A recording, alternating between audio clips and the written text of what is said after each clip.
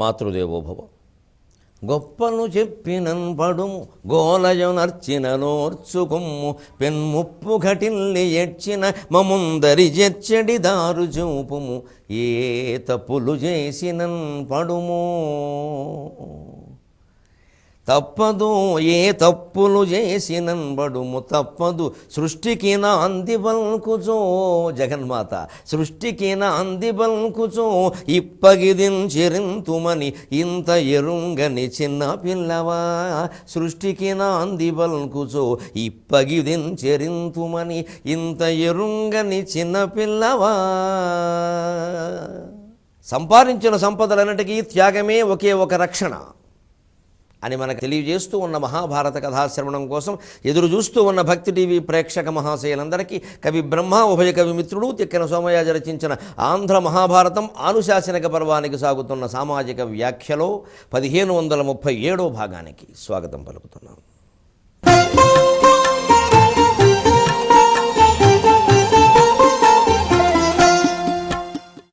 శ్రాద్ధం శ్రద్ధాన్వితం కుర్యాత్ శాస్త్రోక్తేనైవ వర్త్మన భువి పిండం దదౌ విద్వాన్ భీష్మః పాణౌ నశంతనో. శ్రాద్ధం అనేదాన్ని ఎప్పుడూ శ్రద్ధగా చేయాలి, శాస్త్రోక్త మార్గంలో చేయాలి. ఆ శాస్త్రోక్త మార్గాన్ని మన కుల పురోహితులు చెబుతారు. ప్రవచనకర్తలమైన మేం కాదు, మాకు సంబంధం లేదు వాటితోటి.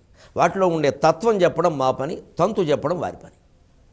దేని వెనకాల ఏది చేయాలి ఏం అవన్నీ వారు చెప్తారు. జిల్లాకు ఓ రకంగా ఉంటాయి, కులానికి ఓ రకంగా ఉంటాయి, కుటుంబ సంప్రదాయాలు కూడా ఉంటాయి. అది పనికొస్తుందో పనికిరాదో వారు చెప్తారు.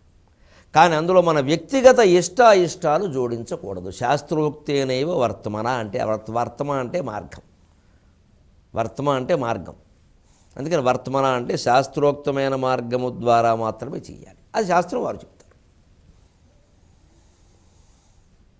వారు చెప్పినట్టు చేయడం ఇంక అందులో దోషం ఉన్న వారిదే మనకు సంబంధం లేదు, నమస్కారం పెట్టేయడం అంతే. స్వయంగా ఎంత సంస్కృతం బాగా వచ్చిన విద్వాంసుడైనా సరే సత్యనారాయణ వ్రతం పీటల మీద కూర్చుంటే వ్రత పురోహితుడు ఎలా చెబితే అలా చేయడమే అక్కడ అదే కర్తవ్యం అంతే. ఏదైనా తేడా ఉంటే ఆయనకి నెమ్మదిగా నచ్చ చెప్పాలి, అందుకే ఆయన ధిక్కరించకూడదు. అక్కడ పురోహితుడు బ్రహ్మ.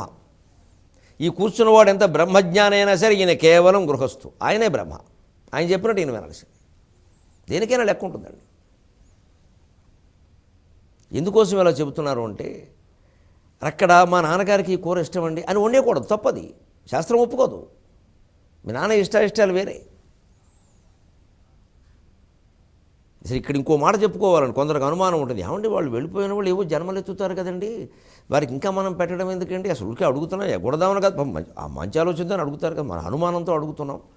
మరి ఏవో జన్మలు ఎత్తుతారు, జన్మలు ఉన్నాయని చెప్తున్నారు కదా, మరి ఏవో స్వర్గ నరకాలు కడతారు, మనం పెడితే ముడుతుందంటారు. అంటే అదే వారు జన్మలు ఎత్తుతారనే భావన ఉంది, స్వర్గ నరకాలు కడతారనేది ఉంది. మనకు తెలుసునా?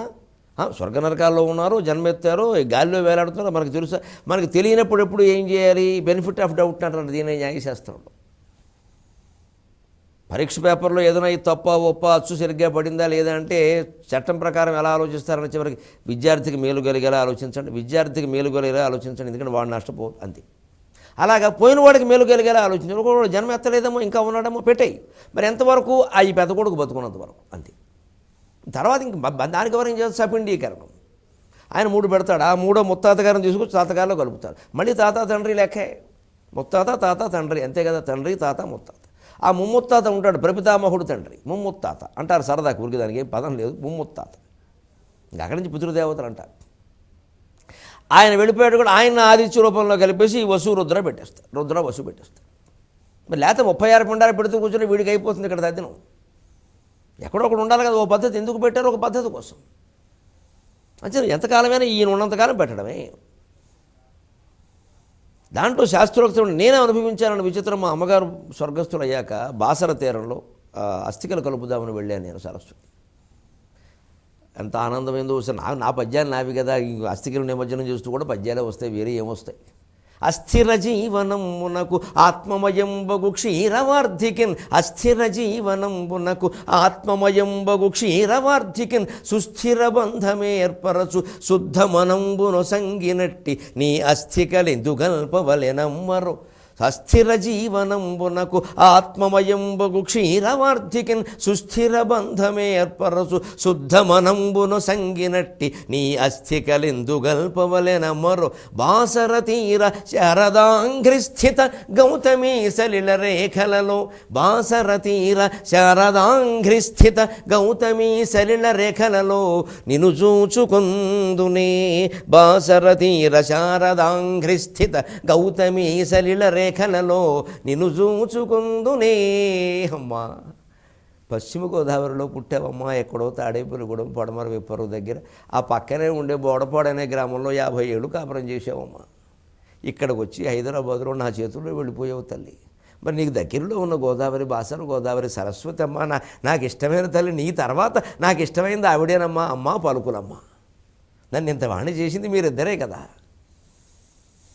అందుకని ఆవిడ ఉన్న చోట ఆ గోదావరిలో నీ అస్థికలు కలుపుతున్నా. ఇవి నీ జ్ఞాపకంగా నాకు మిగిలిన 2ఏనమ్మా. ఇవి నాకు మిగిలిన వస్తువులు 2 తల్లి. అది కూడా నేను వదిలేస్తున్నా. ఇంక ఈ అస్థికలు కూడా జారిపోతాయి. నా తల్లి అని చెప్పుకుందుకు ఏముంది, నాకున్న జ్ఞాపకాలు తప్ప. ఇది ఆబ్దికం జరుగుతున్నప్పుడు కన్నీళ్లు రాకూడదంటారు, కానీ మనస్సు ఆర్ద్రం కావాలండి.